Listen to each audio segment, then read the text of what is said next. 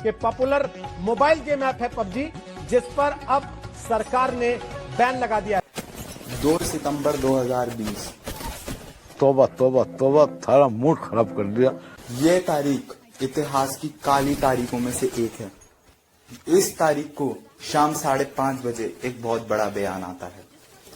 इस तारीख को शाम 5:30 बजे ये हुआ कि पबजी मोबाइल बैन हो गई।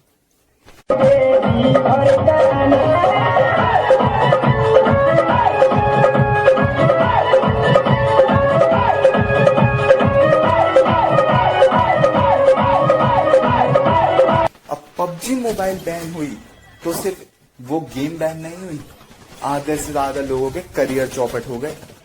तुम ये सोचो, यूट्यूबरों को तो अलग ही रख दो यार, यूट्यूबरों को अलग ही रख दो। जो बंदे इंस्टाग्राम स्नैपचैट पे अपना धंधा चला रहे थे पबजी का, उनका करियर चौपट कर गई है ये एक न्यूज। और मोदी जी, जब तुमने ब्लू फिल्म बैन करी थी तब हमने कुछ नहीं कहा, क्योंकि तब वोडाफोन पे हमारा काम चल रहा था। चूतिया लड़के हो तुम। उसके बाद तुमने टिकटॉक बैन किया, हमने कुछ नहीं कहा। लेकिन पबजी बैन करके जो मोदी जी तुमने दिल को चोट दी है ना, इस चोट को मैं भुला नहीं पाऊंगा। तुमने मतलब हमने क्या किया, हमने तुम्हारा बस मन की बात को छोटा सा डिसलाइक किया, छोटा सा डिसलाइक। तुमने तो भैया हमारी गाड़ी मार ली बे। तुमने तो क्या ही किया हमारी यूथ के साथ, मतलब हमें झुकाया, गान में डंडा डाला, और डाला तो डाला, बिना तेल के क्यों डाला बे। कम से कम कोई ढंग का ऐप तो लॉन्च कर देते उसके बजाय, ताकि लोगों का दिमाग तो लगा रहता। अब आधे लोग डिप्रेशन में हैं कि पबजी बैन हो गया। ये सोचो भाई कि अगर गलती से हम एक पबजी को इतना प्यार करके बैठ चुके थे, अब गलती से पतंजलि ने लॉन्च कर दिया, तो भैया बूस्टर के नाम पे तुम्हें दंत मंजन का शेक पीना पड़ेगा, तुम्हें काढ़े पीने पड़ेंगे, तुलसी काढ़ा।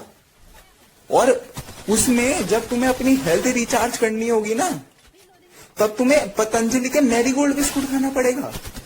सोच रहे हो तुम?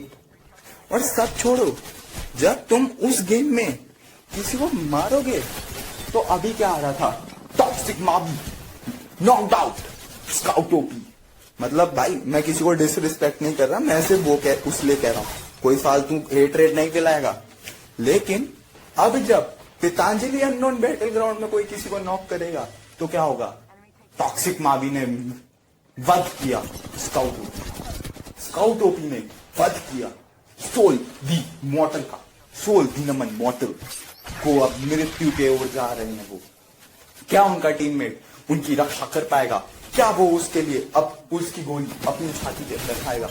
आइए देखते हैं, मतलब ये होगा। और मोदी जी प्लीज आपसे एक पर्सनल रिक्वेस्ट है,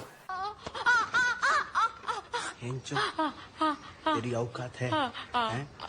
प्लीज कोई और गेम लॉन्च कर दो, और पबजी ही लॉन्च कर देना, चाहे चाइनीज स्पॉन्सर हटा देना। कॉमेडी में हम इंडियंस नहीं झेल पाएंगे इतना दुख। ये साल वैसे ही बहुत दुखद रह चुका है, और क्यों?